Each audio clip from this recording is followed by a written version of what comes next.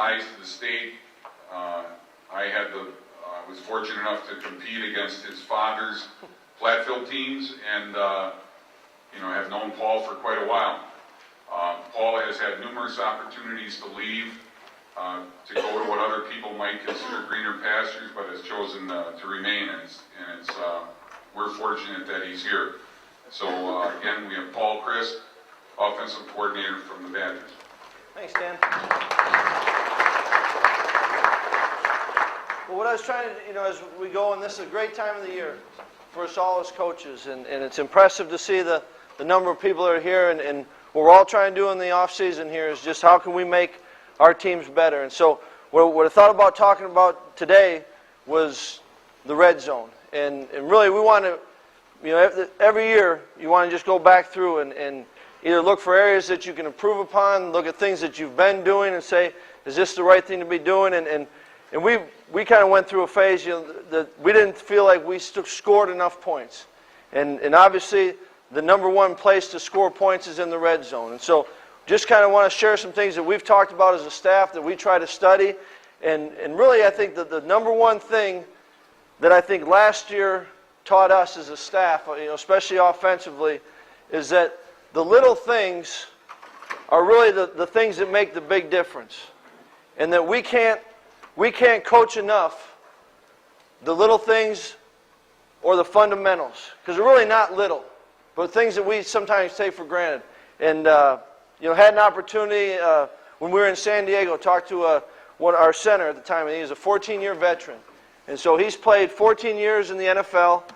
I forget if he played 4 or 5 years in college and 4 more in high school, and maybe Pee Wee football. So obviously he played a lot of football. And I remember asking, Roman Fort was his name, I remember saying, Fort, we're in the middle of a training camp, and there's some coaches on the staff that just love training. Training camp's a great time, because it's all you're doing is focusing on football. You're not worried about winning games, you're just worried about getting better. And was just talking with Fort and just saying, Fort, do you really need, here I are in the 14th year, do you really need this? And he said, Paul, he says, I'll admit that don't need 4 preseason games, but he says, you can get by with a couple games, but it is nice. He says, I still need to go and work my first step. I still need to be able to work my pad level.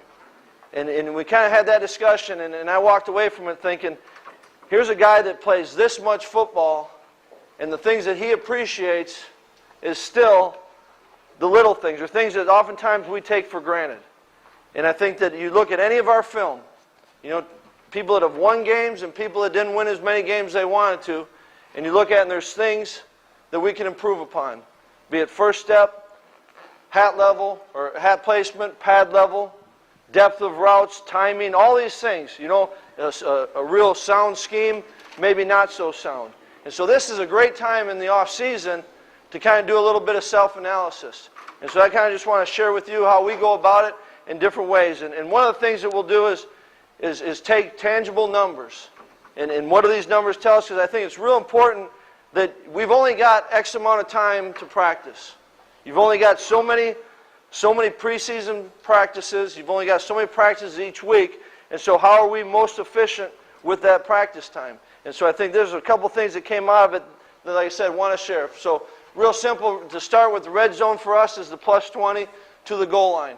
And then we'll divide the red zone to 2 different categories. We'll have the high red zone and the low red zone. Because really, a lot of times with the balls on the 20, the 18, your secondary force patterns and the coverages you see are often very different than if the ball's on the 5 or the 7. So that kind of helps you in game planning and having some different packages. And then just kind of going back through and looking at last couple years in the Big Ten, on average, and it was almost identical each year, but on average, 70% of all the touchdowns that a team scores in that year were scored in the red zone. And it makes sense, all right?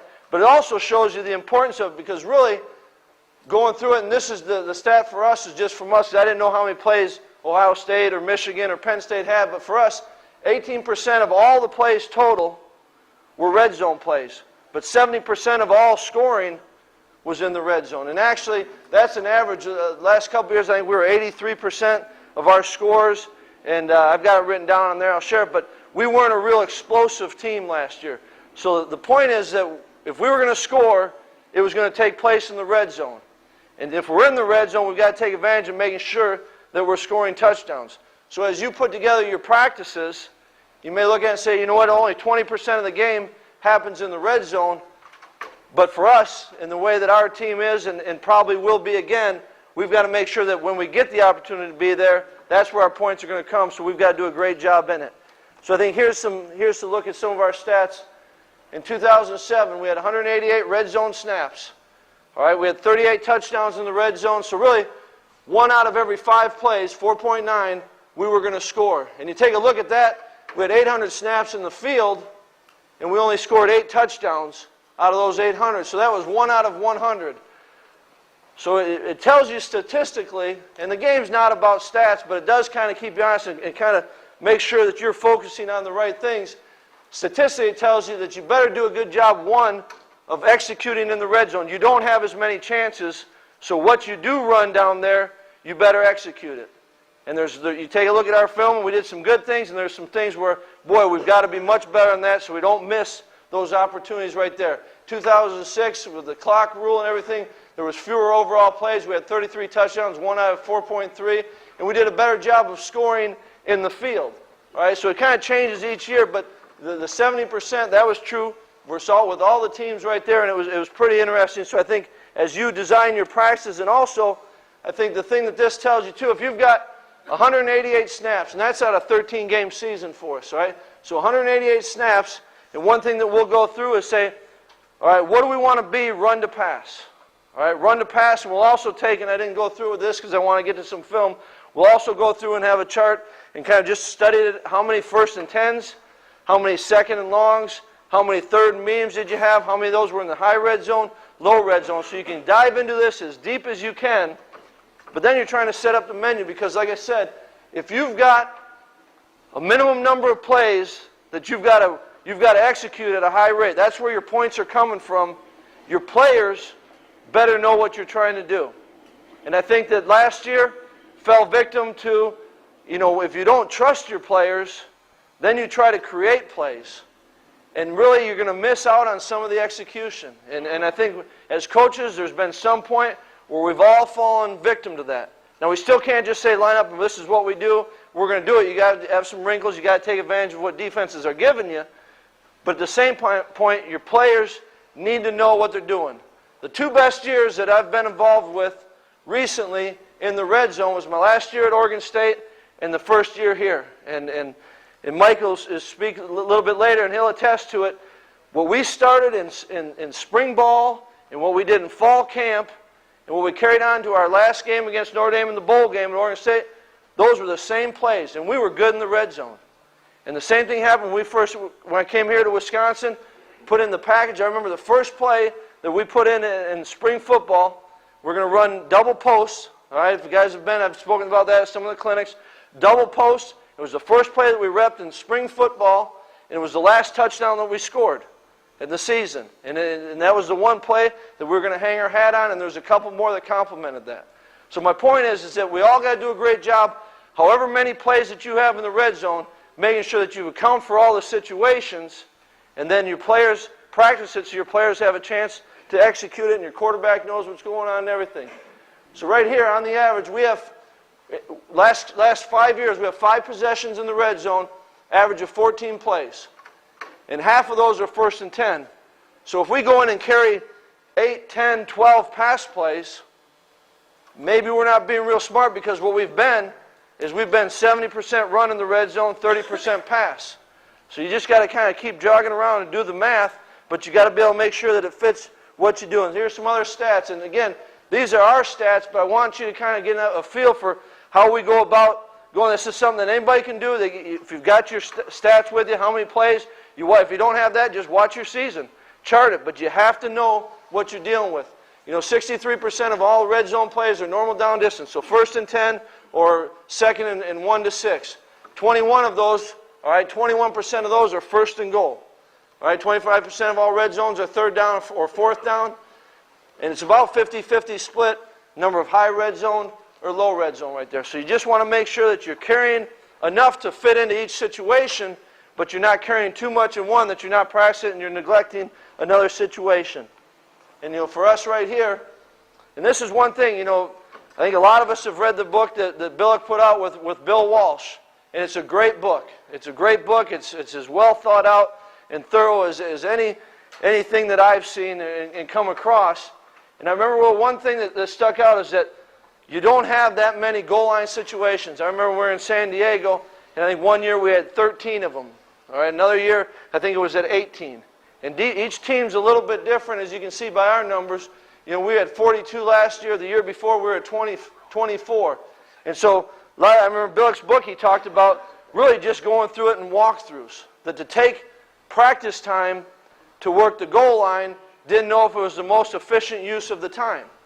And that may have been the case, and it may be true. If you only have 13 snaps, you can make that argument. So you need to know who you are. But for us, and we'll spend a lot of time on goal line, we'll hit it 2 times in the week, one with the pads on and one when we got uppers on, so we can't do that. But it's important because 52% and 79% of our touchdowns are scored in our jumbo set, or our 3 tight ends, 2 backs with a fullback.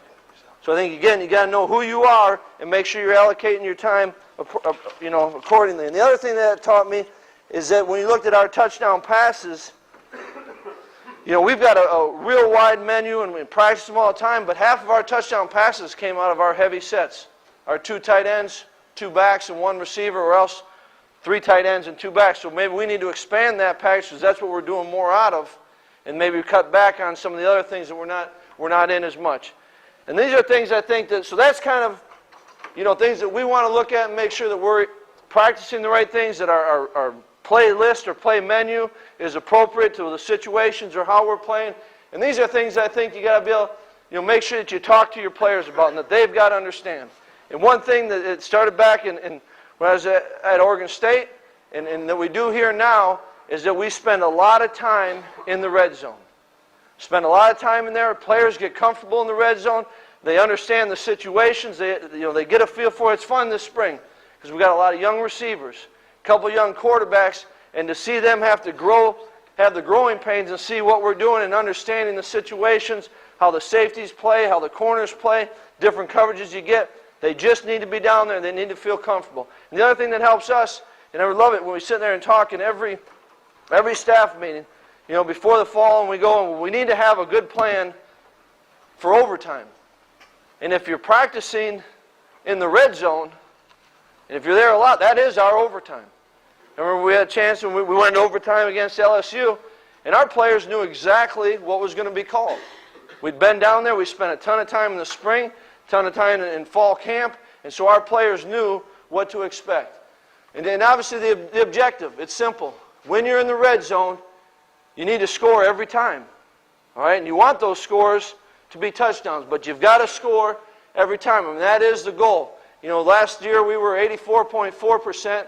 The times that we didn't get it, we had 2 fumbles, 1 interception, 1 on downs, 2 missed field goals, and 4 where we took, kneeled the ball down in a victory situation. But you got to take advantage of every opportunity. Every opportunity, you got to be able to take advantage of it, and that's where we'll go over different things that help you or hurt you. 2006, you can see it, we're 84.3, so kind of similar right there, and you just got to make sure that you're addressing it. So it's a great time to address it. We can't be turning the ball over. 2 fumbles, all right? 1 fumble, had a fumble against Iowa where we recovered it, but those kill you. And so we got to talk about ball security, we'll get to that, but you can hit on who you are. A lot of our players, that's who they were in 07, and they got to be aware of it, and they got to understand the goal. And I think another thing, you hear it all the time, but now, like I said, we're going in, and today we did a red zone skelly, and you see it, and guys don't quite get it, and some do get it, but they've got to understand how everything happens faster. All right? The windows are smaller, and you just need to understand that the only way to get it is by being down there. All right? The only way to get it is by putting them in those situations, and they need to be aware of it. How do you win in the red zone? And I think things that you've got to continually stress and make sure that they understand. The first thing is, if you're going to score every time, you've got to make sure that you possess the ball. You need great ball security. And there's almost every play, there's great teaching moments. A guy catches the ball, he goes for that. You can teach ball, because ball security, it's one of the all-time. It's not just who has the ball in the hand. It's not just the quarterback. You know, we talk about all the time, linemen. You know, that's ball security is making sure if we're throwing, all right, you're not letting anyone come clean that shouldn't come clean. Same thing in the running game. If we think that the will backer is going to be blocked, and we make a mistake and don't block the will backer, back gets spooked, ball's on the ground. Everyone's accountable for ball security, not just the ball carrier right there. But you got to take care of the football, and you got to stress that. The other thing is that we got to make sure that, and you'll see it in those who were in here earlier when Bo was going through it, you've got to be conscious in the run game of making sure that you're accounting for the low safeties or any perimeter edge blitzes. So you got to make sure that you're sound.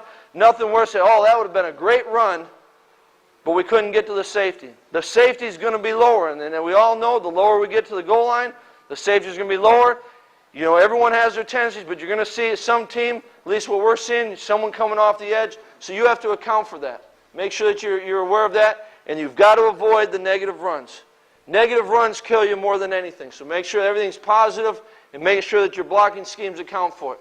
In the passing game, you know, we're in a position, and we've been lucky, and part of our, you know, our scoring percentage has helped because we've, last couple of years, had a very good kicker. You know, Taylor Melhoff, a great kicker. Not sure what we're going to have this year, but you got to make sure you're in, balls inside the 20. If you don't do anything, 27 yards, all right, that's where we're kicking the field goal from, 37-yard field goal, we should be able to make it. So we should be able to get points right there as long as we don't do anything stupid and take us out of field position right there. So we've got to avoid the red zone sack. All right, protection-wise, maybe making sure that, you know, one of the things, if you're going to throw the ball in the end zone, maybe you want to use a 7-man protection. If you're not using a 7-man protection, if it's a 6-man protection, you've got a hot situation, make sure it's a play that guys understand it and know. Because we all know you're going to get your base coverage, and then along the way, some of those teams you play, their changeup will be the pressure. You know, it's great that you know playing against Iowa. You're going to see some base looks, and then when they're coming, their changeup is going to bring pressure. So you got to know what you're getting there. So you got to make sure you avoid. The only time that I'm not sure that a sack hurts you is when you're in the low red zone. Ball's on the 5, all right? And if you're not in a situation where you can have a clean, it's not there. The play's not there. If you don't have a clean throwaway outside sidelines or in the back of the end zone, that's the time I think that, you know what, don't get him in a panic mode. I can't take a sack, can't take a sack. And then you'll see one that I put on here from 2 years ago with Stock, you know, and puts the ball up for grabs, and now we're losing it. So I think you got to be a little careful, because if you take a 10-yard sack, ball's on the 5, you're at the 15, you still should be in good field goal position. So that's the only time I think on third down when you're in the low red zone. You know, no question that on first down, you know, there's two philosophies, and I think you got to kind of carry both a little bit. One is to grind it out and just try to get another set of downs. So 1st and 10, ball's on the 20, get 10, all right, get a new set of downs. Keep going. The more cracks you get at it, something will happen. And that's hard to do, though, all the time. I think you need to have some times where you can take some shots, especially on first down, where you can take a shot into the end zone. All right? And especially us, if we're that high with our run-to-pass ratio, we got to make sure when we are passing the ball, we're taking advantage of those looks we're getting. But you got to think touchdown, check down, get the ball out of your hands. Again, not taking a sack, nothing bad can happen. Must win. The best thing, one of the things I love most about practicing the passing game in the red zone is that there is no margin of error for timing and location. It's a great thing for young quarterbacks, for old quarterbacks. It's a great thing for receivers, but the timing and the location, there is no other play. You can get away with it sometimes in the field. Corner's not playing real well or something, but in the red zone, you've got to be precise with it, and you've got to win with timing and location. And talk about it all the time. You know, put in a situation where it's us or nobody. Us or nobody, so we're not taking, you know, a risk and giving them a chance for a pick. Passes into the end zone. You know, and it depends on where you're at, but really, general rule that we use, if we're attacking the back line, the ball location is high. If we're attacking the front of the end zone, we want that location low. So that way, if we do miss low in the front of the end zone, you don't have that high ball, it's tipped, and all of a sudden someone's able to pick that tip ball right there. All right. The other thing in the back line, if we're missing it high, then it's out of bounds and it's fairly safe. So I think general rule, back of the end zone, high ball location, front of the end zone, low ball location. And it's great. When you practice it, don't let your guy, don't be one of those guys that just because you scored, you're happy and everything's right with it as you're practicing. Be on them. Be on them about location. You may come around and work that back line dig, but if that ball is low, don't jump up and down and give them that attaboy. Now, hey, you went to the right place, but we need better location for that to be a big-time play for us. You got to know what, and stress these points. Stretch the coaching that you believe in right there. Another thing that I think that really kind of over the last probably 4 or 5 years I've noticed more and more, and I think probably need to do a better job of coaching and emphasizing, and that's, it's simple. One of the first clinics that I went to, guy that really knows the passing game was talking about the red zone and talking about the different ways, and you can either, it was really pretty simple. You can either throw it into the end zone or you throw it underneath the end zone and they got to run in.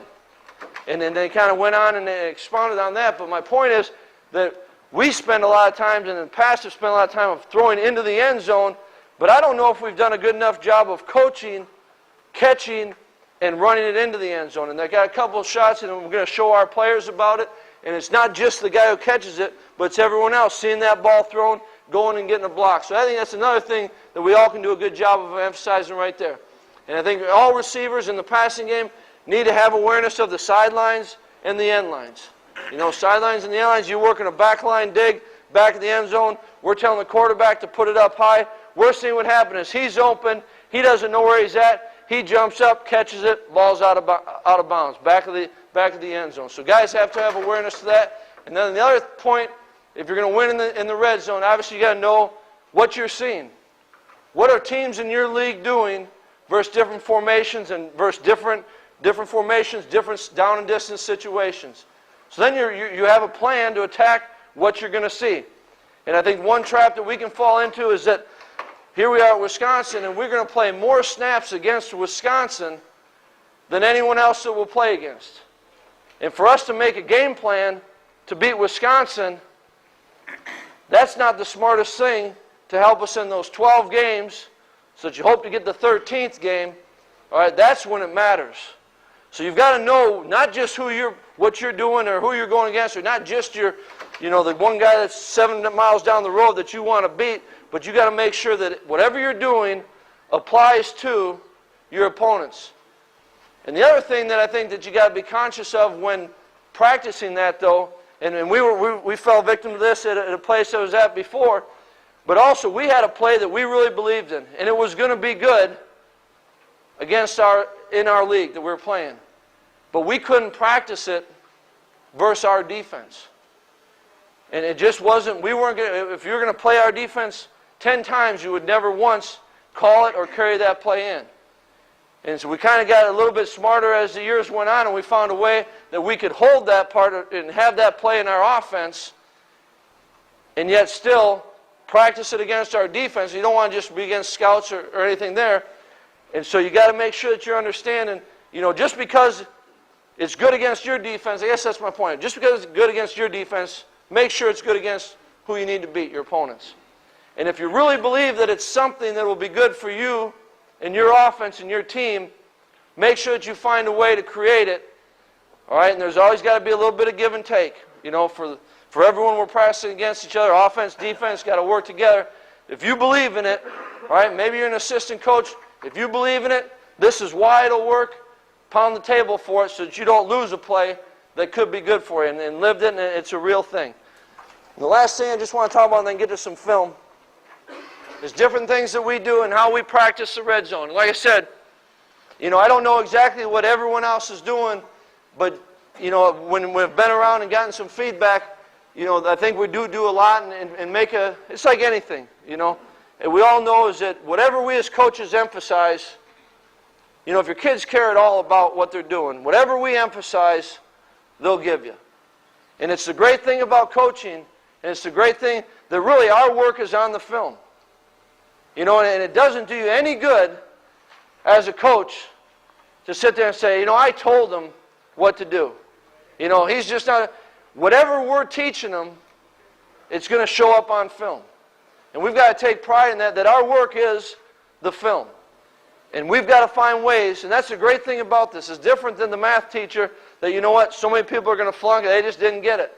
We have to make sure that they get the subject that we're teaching. And it's a great thing. And you guys know more about teaching than I do. There's a lot of people here that that are doing a lot more important teaching than what I'm doing. But I think everyone understands the point that that's the great thing about what we do is we get to teach them, and then they go out and every Friday, every Saturday, they have the test. And then it's what is. And whatever they're doing, it's a reflection of us. So I think you got to practice the red zone. You got to make it important. Wednesday we'll go through a walkthrough. And we got 6 reps there, but we're making sure that every one of those reps is good, and then we'll repeat it the other side. The one thing about our goal line menu is we don't carry a lot of plays. We've been fairly successful in it, but we don't carry a lot of plays. We don't carry anything that we don't run in the field. We just add a body to it, but we're not doing so. So it's not like it's a lot of new plays, but you got to make sure that you're aware of it and give them looks. The other thing I think when practicing, make sure that you don't, they've got to understand the base, but then you've got to give them things that you may think will be anticipated adjustments, or give them some tough looks. Give them in the goal line where everyone's pinching, they're slanting. So that way guys are comfortable with the hard situation. Just having them line up right there, all right, they need to understand what they're doing, but then you've got to give them the looks, the things that you may see, and you got to play a little defensive coordinator. If I was playing us, what would I do, all right?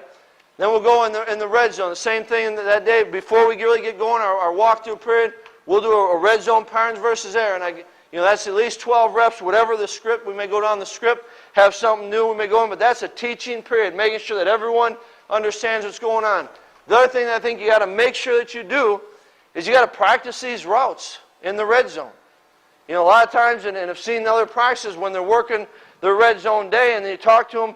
If you're going to be a team that throws fades, you better practice the fades. If you're going to have something in there, and you got to make sure that everyone's practicing so they're understanding timing and location. When we throw in the summertime, we'll make sure that every other day we're working the red zone plays. Because again, that's where we're scoring. That's where we've got to cash in on. Then we'll do a red zone half line skelly versus the defense. 8 reps at least, and sometimes we'll get 12. As much as we can, that's where we're moving the ball, and if we got time, I'm going to show you what we're doing there. Then on Wednesday, we'll do a red zone team versus scouts.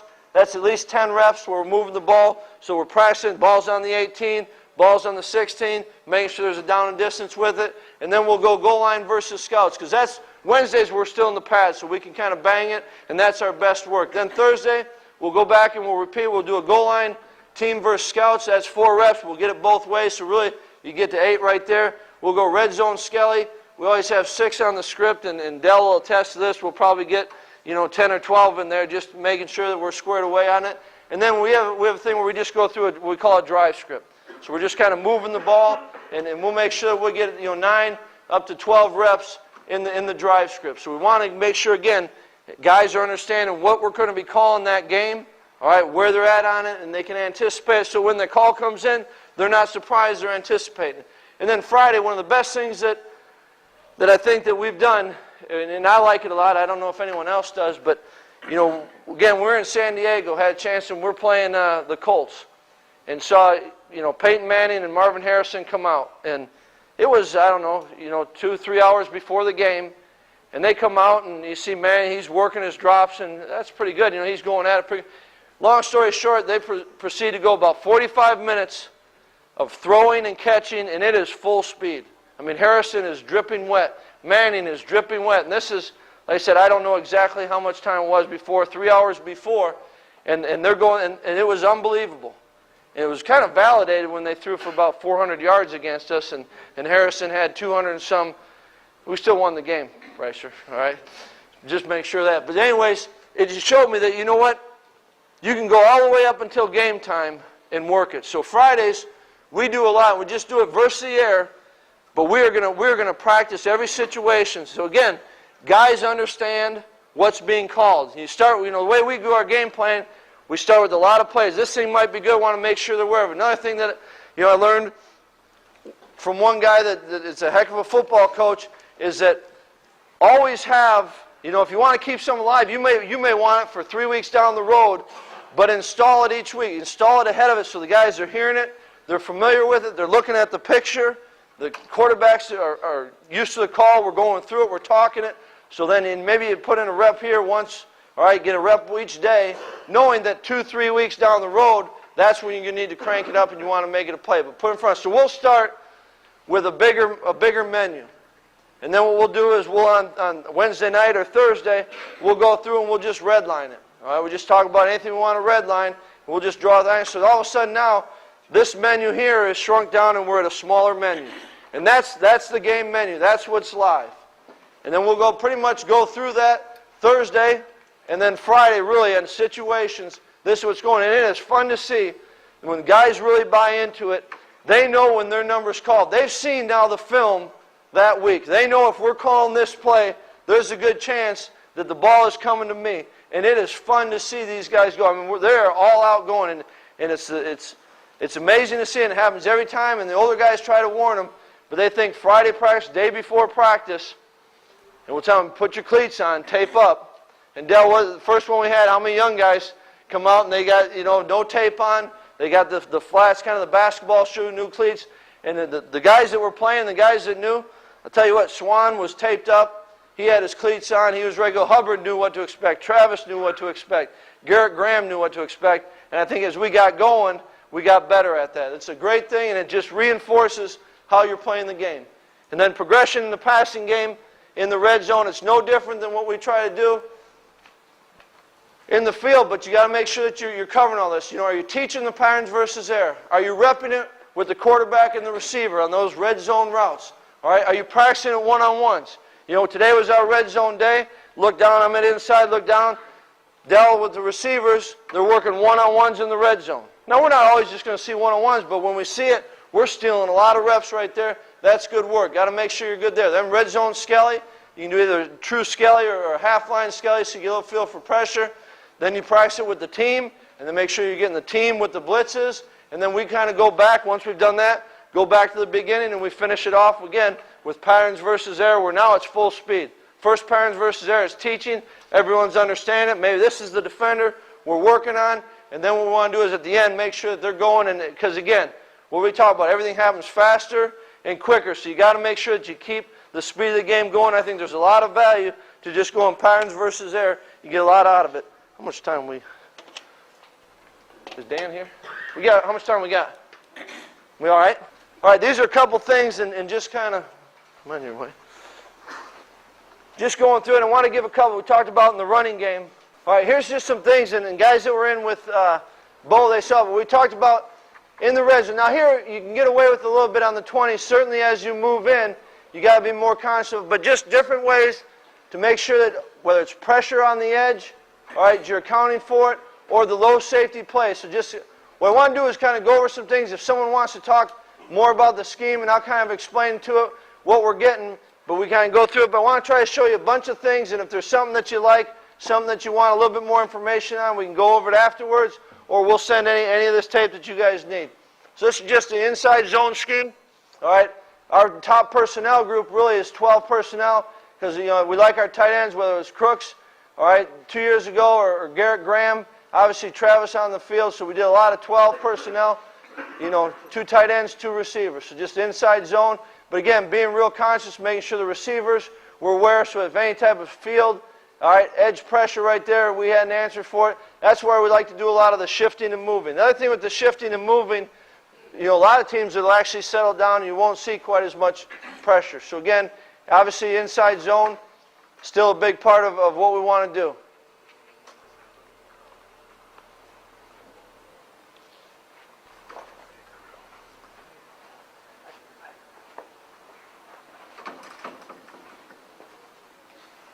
This was actually off of, we did a little bit of a naked where we were taking, you'll see it on the tape, where we were taking really the tailback became the flat player. Actually, a couple years ago, got this from Mike Riley out of Oregon State, and it was a good play for him, and kind of just enough full flow and bringing the back out. And so that was a part of what we did. And then with Tyler, we just kind of adapted and put the back as a lead blocker. So it's the same look. You get kind of the benefits of the naked, but coming out here and having a lead blocker, again, really being able to account for the edges, being able to make sure that we weren't going to take a negative run right here.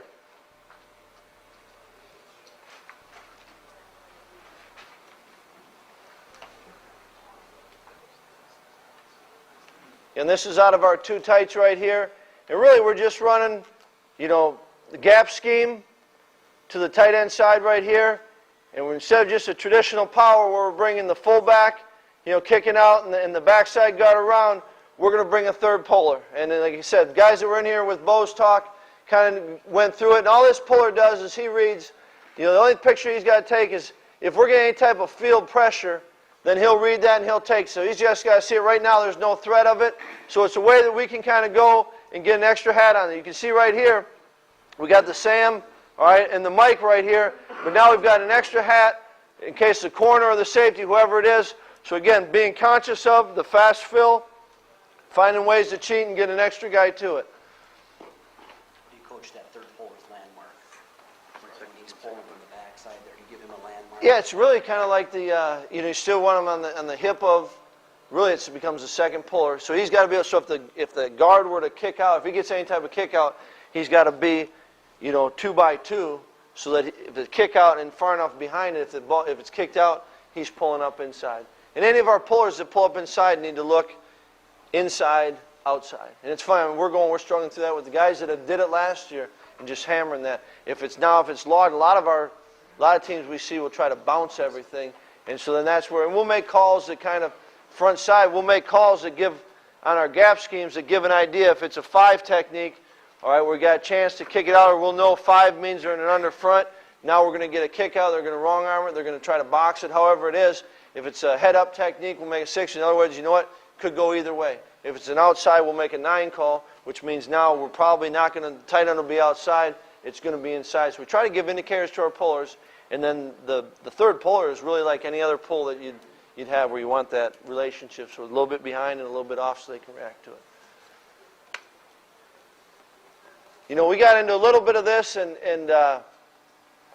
it was pretty good for us. I'd say we're just kind of dabbled in it, and probably, there's a lot of things. We were pretty simple with it, but got some hits on just the fly sweep. And again, it's just a way that you can leverage the defense, and what we're talking about is getting hat on a hat and being able to make sure we're counting for safe. So really, you take a look at this picture right there, and if you're running in the red zone, everything's accounted for right there. Now we got a chance, kind of building the wall, we've got a chance for a good play right there. So I think it's just real important that if you have to, find ways to get it, that you're accounting for everyone, or at least the front side, but the low safeties, whatever it may be, but you've got to do a great job of making sure that you won't take a negative run. So the edges again, and the safeties and the low safeties, you got to make sure you're accounting for in your run game.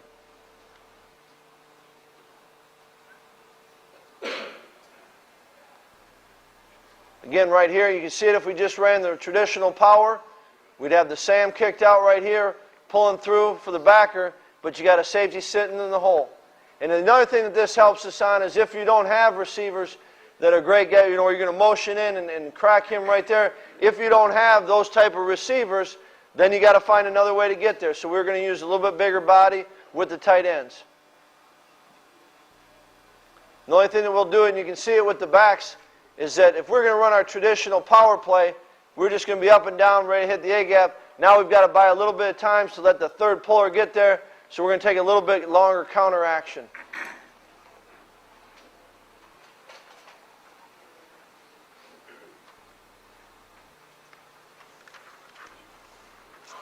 So whether you're motioning receivers, whether you're using it by formation, whatever it is, you got to make sure, again, big thing in the run game is not having negative yard runs. And so to do that, because of the edge pressure that you'll see in the red zone, they're going to want to do what? Knock you out of the red zone. So you got to make sure that you're accounting for the edges, and as the safeties get lower, you've got an answer for it. All right? And it's always nice, and a lot of teams have been around run schemes where they say, you know what, the 8th guy is the running backs. And that's true, but at the same time, if you're designing a plan, and for us in the red zone, this is where we were going to score. Now hopefully we can be more explosive in the field and not rely so much on the red zone. But if this is your chance, like I said, our statistics, we're going to get in there 5 times in a game at most, 14 plays. We need to make sure we take advantage of those plays and we're accounting for it so we don't have the, we didn't beat the safety. So again, finding ways to get where you've got a hat on a hat. All right, and obviously you're going to give up something, and then you hope it's on the backside. Then you're giving your players a chance, I think, to have some success. All right, these are just a couple of passes that, if you're a normal down and distance, this is second and second down in the red zone. So we're in a heavy personnel, our 12 personnel. So we're in, 2 tight ends, 2 H. Do a lot of running game out of that. Obviously a lot of throwing, so we're going to kind of spread it out. A little bit different look, and this is one of our base plays. Guys have been around, know and seen this right here. So we're just going to run the double post. If for some reason coverage would take away the double post, if you get any type of safety flowing or pushing this side, and that's why a lot of times you go to a balanced formation so you can't get the push right there. Just trying to, again, tell the quarterbacks, it's pretty, really, we don't ask a lot of reading out of our quarterbacks. You've obviously got some indicators, but the only reading we really talk about is quarterbacks, your job is to find the one-on-one. If you can find the one-on-none, great. We got a chance to beat one-on-none. We'd like to think that with timing, with practice, we can get good at working. So our receivers, we don't do a lot of reading routes. When we're going to run a route, we're going to run a route. And then Dell's going to coach the receivers that versus this coverage, this is how you run this route. And that's really, so that way they can play fast. And the quarterback's job is to find the one-on-one. And if he finds the one-on-one, win with timing and win with location. And again, I think it goes back to those simple little things that we all take for granted, but we got to make sure that we're not neglecting them. And what I mean, what are the things that affect timing? It's a quarterback's drop. It's the depth of a receiver. It's the split of the receiver.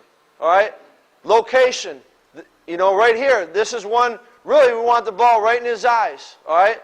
So location, not great, not bad. Obviously, we'll take the play. We won't turn down the 6 points right here. But you know what? The other thing I think is important is, obviously you want to run the plays versus the looks that you want to have. You want to put them in a situation, when we get this, when we get cover 3, or when we get a zone pressure, or whatever it may be, this is how they're going to play it. This is why this is going to be good. Players need to understand they should light up when they see that look. This is the look that coach has been talking about. There it is. But then I think you also can't be afraid to put your players in a situation, not to win the drill all the time, but then you don't have to deal with something that doesn't happen. I don't know how many times we talked about, sometimes you get it with bad players. All of a sudden, he's supposed to stay outside leverage, and he's inside. But you know what? If you've always just given him a script for success, then he won't know what to do when he does get a roll corner, or when he does get inside leverage instead of outside leverage. So you got to make sure that they're experiencing everything, and the quarterback knows, this isn't the look to throw this. I better go to my check down. And that's why I think to truly practice it all, you got to, again, look at, it goes back to the numbers what I was trying to say that first sheet. How many plays do we have? How many plays are we able to run? And how many plays? I think Barry used to talk about Lou Holtz, he used to say, and I don't know if it's true, but Barry told us this, so it's got to be true, right? That if you're going to run a run, you have to practice at least 100 times to run the run in the game. And I don't know what the magic number is. I think you've got to assess it with your team, but you've got to be able to put them in situations. This time of the year, love seeing anything we can get, because it puts our players in good position, puts our players in bad position. So here's one where we're going to take a shot in the end zone, we don't get it, and it's usually one of our base plays. Here again, it's the same play, and all we do is the quarterback's just looking. If they're pushing, the coverage is pushing this way. And really, a lot of the times, it happens to be a zone pressure right here. A lot of times, they don't really have to know exactly what coverage it was. All right? One of the best things I've heard, Mike first put in the passing game at Oregon State. I remember telling the quarterback, if he's open, throw it. If he's not, don't throw it. Go to the next one. And then it's our job to give them a progression that fits according to the coverages that you get. But the players just need to know, if it's open, throw it. If not, throw it. And right here, all we've got is he's got to make one read. If the free safety pushes to the field, he's going weak. Because what's that going to give you? It's going to give you a one-on-one. So that's a way to bring him to the one-on-one. We saw the other one where the safety was actually down low weak. Safety right here. We've got our one-on-one. It was off coverage. It's the look we got. We go with it. So it's the same play, different formation. I think that's the thing that if you can do anything, if you want to be multiple, first try doing it the same play but out of different looks. That way your players, you know what? He's running the same route. He's throwing the same throw. They're familiar with it. and then change it up with, we call it just window dressing. Maybe it's a shift of motion, maybe it's a different personnel group, whatever it may be, but it's got to be plays that your players know inside and out. You're in the, that's the area. Again, things happen faster, they happen quicker. There's more importance to it. Out of those 14 plays, we got to get 70% of our scores. So we got to make sure we take advantage of those opportunities. So they need to know what they're doing. They need to know what it is versus different looks. And they can't do it just by talking. They've got to practice it. In the low red zone. This is what I was talking about. This is the one stole from the Oregon State. But it's just it's the same principles. Now instead of the back faking on the naked, we're trying to get the pull with what was really our lead play, right? How many times we take the fullback, kicking it out. This back is going right here. We catch them in pressure, outflank the defense, get the ball to them. It's a pretty good play.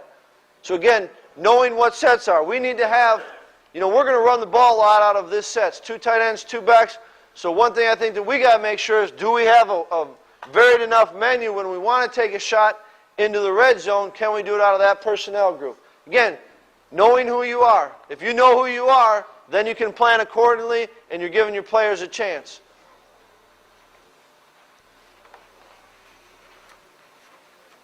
Again, this is with our heavy personnel group.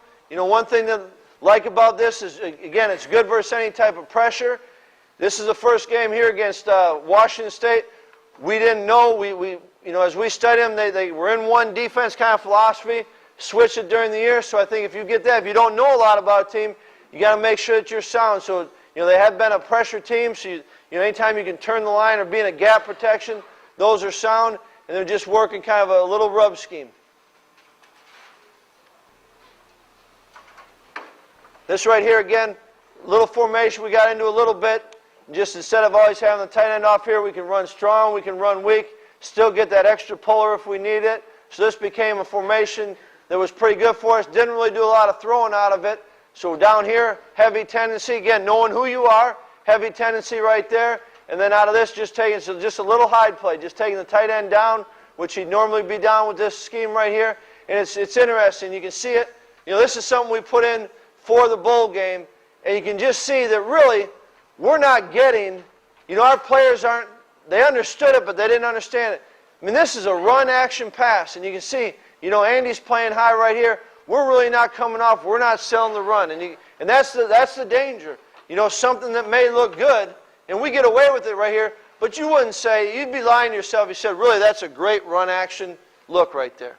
And I think you got to be honest with yourself and understand how it is and show your kids. And we talk about it, and you hear a lot of coaches coaching it, but if it's a run action pass, it's pad level. I remember I was just getting into coaching before my dad passed away, and I remember one thing that stuck with me. I don't know why it stuck with me, but I remember talking, and he just said, remember now that sometimes your best play actions aren't the best protections.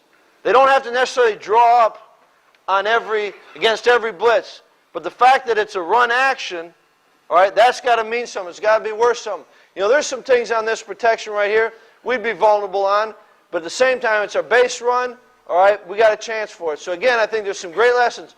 One, it's good. It should be part of your package, off of your base run. But your players got to understand it, and you got to coach it like hell to make sure they sell. The front side especially, need to get that sell. Need to get the safeties coming hard, the backers coming hard. Now we get away with it. All right, it's a good touchdown, but there's a lot of good teaching on that. I think that we all can learn from. At least, we can look at on the as coaches coaching this group this coming year. Now, third down in the red zone. Half the third down passes, roughly half third down passes we have that are completed, all right, in the red zone.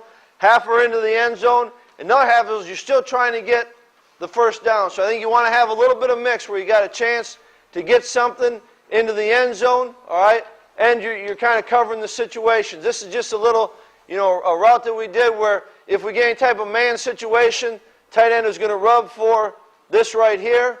Another thing in man, you got a chance to kind of pop this post or kind of a crossing post right there. And then if it's any type of zone situation, we kind of just work this line. So this is a play that we've run a lot, and our guys understand it. So again, those are the plays that you want to carry into the red zone. You've got room. The coverages really aren't changing.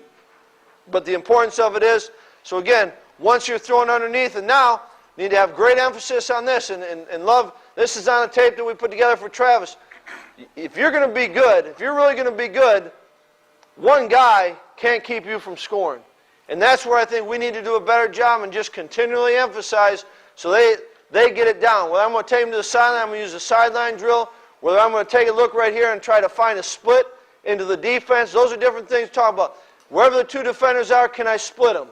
All right? Or he's right there, can I take the sign, rip it through him, whatever it may be, but this has got to be a touchdown. Otherwise, the touchdown goes to PJ on the run out of three tight ends and a fullback. We appreciate you getting it down there, and we'll give the touchdown to someone else.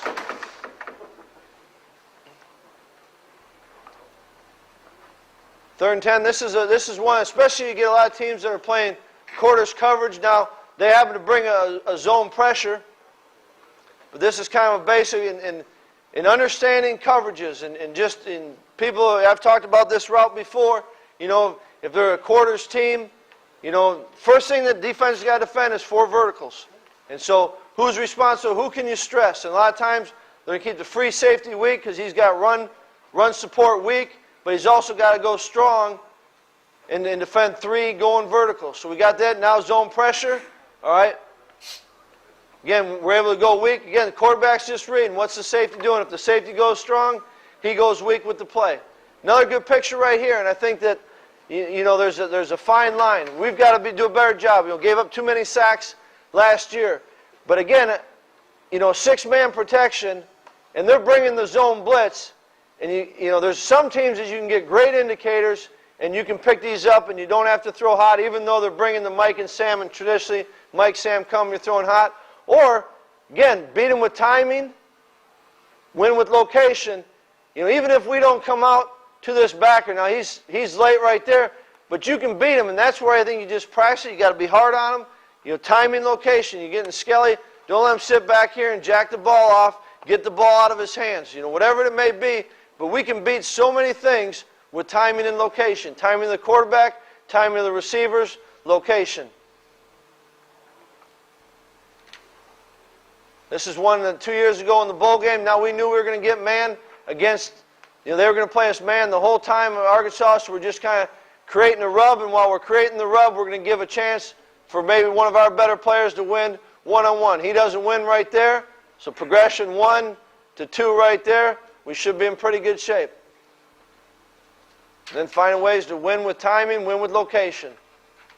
And then you just got to practice it, and pretty soon guys develop a trust, guys understand how to read their body language. You can say 3rd and 10 right here. Again, not sure what to do. Let's go back to something that you really know. So again, here's our double post out of a different formation. So it's out of a bunch set right here. Again, the safety stays weak. You're going strong. Safety goes strong. You're going weak. Great picture right here of location. All right? Ball's up high right there. We're up and over. And the best thing, and that's why you got to practice it and practice it and practice and coach it, because the high location doesn't surprise Hubbard right here. He's expecting that. And we can coach all things about going out and attacking it, and those are fun to see. You felt like, you know what, they knew what was going to be called. When this play comes in, they're not shocked like 3rd and 10. This is important right before the half. Why are we calling this? It's because we've had success. Guys understand the play. You know, the first time we ran this with Travis in a game, he goes and couldn't get inside. Easier release outside. He goes outside, and we got 2 and 1. And now you can see the growth. They understand it, and the more you run it, he understands it. Travis would never do that. He's a guy that always wants to be open, and you like that part of him. He would not, but if you can just put him in situations and you hammer it through in their head, now he understands because something bad happened, he understands the importance of it. And now I think there's a guy buying in. He's got to go inside. He takes 2, find your one-on-one. I think there's a lot of good teaching. In all our film, there's great teaching. But you know what? We got to spend time looking at it. And look at it again. Each time you watch the film, you kind of bring a different set of eyes to it. One time your mindset is maybe something, how defenses are playing us. Throw on the same film the next day, and you'll notice something that wasn't on the, it was on the film obviously, but wasn't on the film the day before. Because your mind wasn't looking for, you weren't looking for it. Something jumps out for you. That's the best thing you can do is watch film.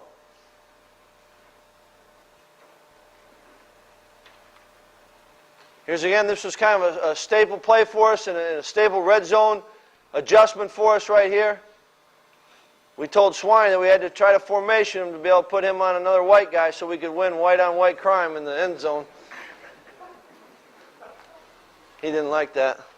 Just got done with his pro day, and he ran a shuttle. His shuttle, his short shuttle, and his long shuttle would have been, depending on which it was, one would have been the best time at the combine, and the other one would have been the third best at the combine. And there's some, unbelievable person, and unbelievable what his, that injury he had and how he came back. It's a heck of a testimony to him. Here's again, we practiced this a ton, and this became a base route for us. And those, this is, and there's good things that happen. We ran a play exactly like this in the bowl game, and it's not on this clinic tape, obviously, and we didn't get it. But you know what? In big situations, I do believe, you got to go with something that your guys know and they trust and versus different things. And the one thing I like about this is protection is sound. You got a chance for two guys and your two best players to be able to win on a little bit of a rub scheme. And then we have a chance for, last year an athletic quarterback to do something if it breaks down. So I think just knowing who you are and being able to put those players in position and then coach the hell out of it. Here's a two-point play. Again, we did a lot of this right here, so we're just a little bit different formation. We're in an unbalance right there. Now we're going to do the same thing, reach to it, and just run the rub scheme. So again, you kind of see, now we're doing more, and it really wasn't by exactly, but you can see kind of some things repeating out of different looks, different personnel groups. But again, limited opportunities, you got to maximize it. And here's a tape that I want to show our players and just talking about in the red zone. All right, not all the time are we throwing the ball into the red zone. Once you get the ball in your hands, it helps right here with pressure, but finding a way to score. And this was something, and this is actually the play Chryst got hurt, but believe me, now he caught a lot of shit for not scoring against Penn State. How can a cornerback, how can a DB keep you from scoring? And you know what? They understand that you're trying to help them, put them in position to succeed. And he took a lot of pride in saying, you know what? I'm in that situation again. I'm not going to let it happen. And it's a great effort right there. And it's actually the play that he got hurt on. All right? But he was not going to be denied, and that's fun to see.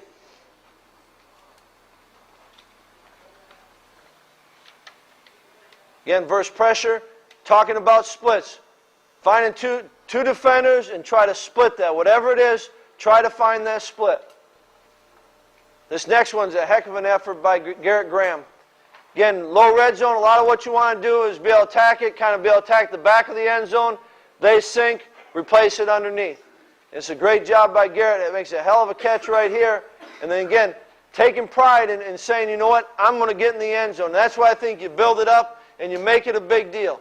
All right? Still can do a better job. We can do a better job. You watch these cut-ups, everyone, ball's thrown, everyone break into it. You know what? Some bad things happen. I'll show you the tape right there.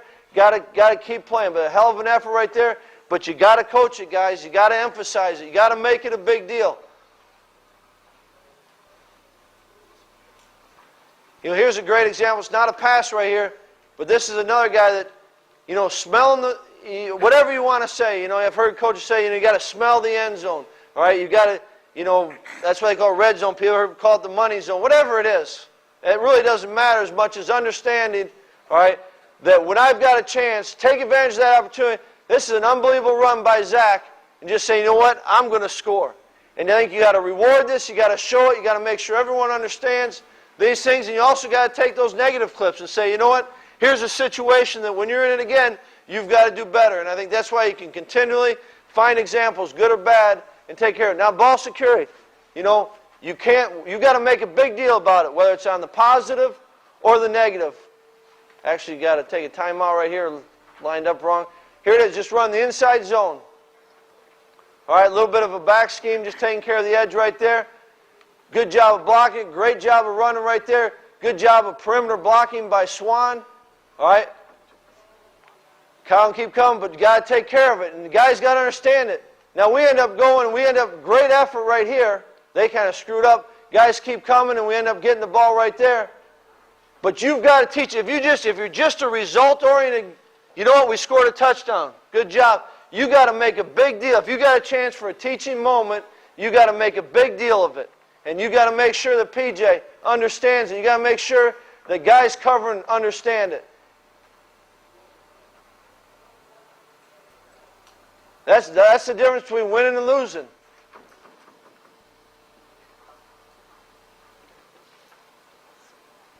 Third and 6. All right, 3rd and 6, easily in. And here we go. This is the same play. All right, same play. It's a double post out of a little bit different look. It's a great example. His number one rule is to cross the face of this defender. And that's where everyone has to understand. And this is how he gets knocked off it. But that's why you got to put him in those situations so as they go through it. But if he's strong through it, and if Dell never would have put him in this situation, then we got something to work. But if we can say, you know what, this is going to happen, go through it, you teach it, you give him a chance, and then you put the responsibility back on him. Your job is to cross face, cross face. Want a chance for a touchdown? This is what you've got to do. Or the quarterback, seeing what's happening. Not there, 3rd and 6, don't have the touchdown, throw it to your check down, or throw it away, preserve the points. But there we are giving away, and you got to take advantage of all those things, all those teaching moments. You talk about a huge swing. Not just losing points, but look what it did to the field position. And hopefully you don't have a ton of those. Maybe you got to go back 4 or 5 years, but just show them so the guys, your players understand it. Again, you'd say a heck of a play, positive play right here. Ball security, taking care of it. Again, guys hustling, guys efforts, you got to make a big deal of the guys coming down and covering it. All right? Make a big deal of the guys that aren't. They're not finishing, all right? Kind of stopping, looking around, all right? Make a big deal. Whatever you get that chance, luck out again right there. All of a sudden, our red zone scoring percentage could have changed dramatically, all right? Fumble against Iowa. This is 2 years ago. 1st and 10 passing. 1st and 10 passing, trying to get it naked, all right? Don't fool them right here. But the number one thing we tell our quarterbacks on these naked schemes is number one goal is get the ball back to the line of scrimmage. Now, John knows he's in trouble, but don't try to make the big hit and throw it to Swanee right here, all right? Get that ball out of your hands, sail it over this, whatever it may be. Or, as a play caller, you say, you know what, don't put him in that position. You know, and a lot of times when we run this scheme right now, we're using a motion, especially in the red zone. We're going to motion our tight end so that if he sees pressure, he's got a chance to react to it. So again, you got to be assessing yourself. Did I give him as a coach, did we give him a chance to be successful? If not, if we knew we couldn't get this edge, did you go through with John? Did you say, did you rep it? Did you address these situations? And if not, if you couldn't get to it in practice because you got too many plays, then I think you're doing a disservice. This is just real quick here. Dan, should I stop or what? You got 10? I'm good? Okay, just want to go through here. I thought it'd be good. This is our first red zone Skelly in the red zone. All right, and we're trying again. We're going to run the same double post. All right, double post off a 7-man protection right here. And then one of the things that's hard, again, is we're going, you know, all the teaching points right here. And really, typically when you get this coverage here where the corner is saying the safety's outside of 1, you're getting a flow look by your safety. And if he's flowing, then you're working your one-on-one right there. Now, our quarterback got screwed up a little bit, didn't treat this as flow, all right? Didn't get him to the one-on-one. Intent, 1st and 10, intent, check down. All right, the thing we got to do is make sure we get to this quicker. He's got to understand it. He's got to understand it. 3rd down right here, 3rd and 4. Again, trying to work especially, you know, we get, you know, Travis in here, get a tight end that can run, tight end that's a big body. All right, a lot of teams that play, you know, you've seen a little bit, our defense messing around a little bit too. A lot of times you see quarters right here, but you got a great chance to match up, you know, for us, what will be a pretty good player in our tight end, and a lot of teams, their worst defender. All right, so if the safety's not flowing, we start with this right here. And this is where, can't miss these opportunities. These opportunities come and they go. And if you don't cash in on it, you got to win with timing, got to win with location. These are what kill you. So you got to be able to take advantage of it. You got to be able to rep it and make sure guys understand it. That's the fun thing about this. Like I said, this drill right here. It just puts a premium on timing, location. It's also great. There's a winner and a loser on these plays. You know, a lot of times you get the big one coming back. When you've got a great group and they're competitive and they got some pride about them, it is fun. And there's a winner and a loser, and you get a team with some personality. There's some good exchanging going on right there. This is good. So it just shows you, we got to rep that more, all right? Because it's good not against the Badgers, but it's good in our league. 1st and 10, try and just work a little scheme. We're working a drive concept and a little shoot route. And this is a bad thing to happen in the red zone. 1st and 10 on the 12, throwing a pick. But if you make a big deal of it, it's a great teaching moment, because you know what? This was still the month of March. And it may, you know what? We'll probably do it again in April, but if you can hammer those moments in March and April, now we get the spring ball. But if you can put them in these situations so you can make a big deal of it, the first week of camp, you know what? That 4th game, maybe he's learned. He's going to have to experience it a couple times.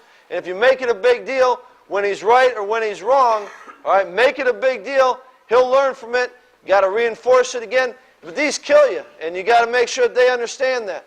1st and 10, and we're going to try to force it in there. Those things kill you. And again, timing. He's trying to wish it open right there. You can't wish it open. Get off to it right there. Check down. You're better off throwing it out of the end zone. Now you got 2nd down, 3rd down. Can't take points off the board. 2nd down right here, just kind of, we call it sometimes the lab, just kind of working through a little scheme. I don't know how long it's going to last in the lab, but because again, I think we got to be careful of making sure that what we do is something that fits us, and that we get a chance to practice it. A lot of teams we play will give you kind of just, we call it picket fence, or play 7 defenders across. All right? So this is just a little scheme where we're trying to tie down the front end, kind of flashing, showing everything right there, and then just running a backline dig. And we went down, we practiced this, and so as we're coming here, he's not surprised. He's expecting that ball high right there, all right? Little progression right there. As long as the free safety stays weak right here, we're just going 1, 2, 3 right here with the progression. Back's got to get out. Back's got to go. He's got a free release. He's got to go, man, go. And you know what? We ran this today in our Skelly, and they started sinking back, and it took a while. Our quarterback hesitated here. He was trying to force it in here because it was good before. And you know what? You just got to keep repping it, because I promise you, if we get it in one practice, they're going to take away whatever we got in the second practice. And it just makes you go through it. And so if you can run, you know, they're going to change defenses, so you've got to run it a number of times so that you can get it versus all the different coverages.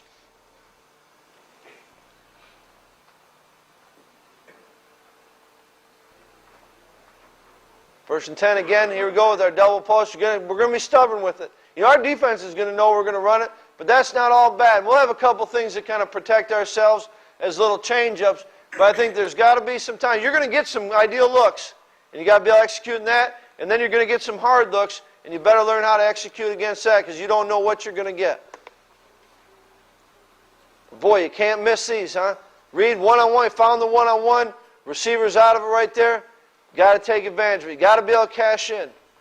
And I think as a coach, you got to make it a big deal. Big deal when they're right with it. Make it a big deal when they're off it. Doesn't mean you got to MF them all the time, but you got to make sure they understand the importance of it.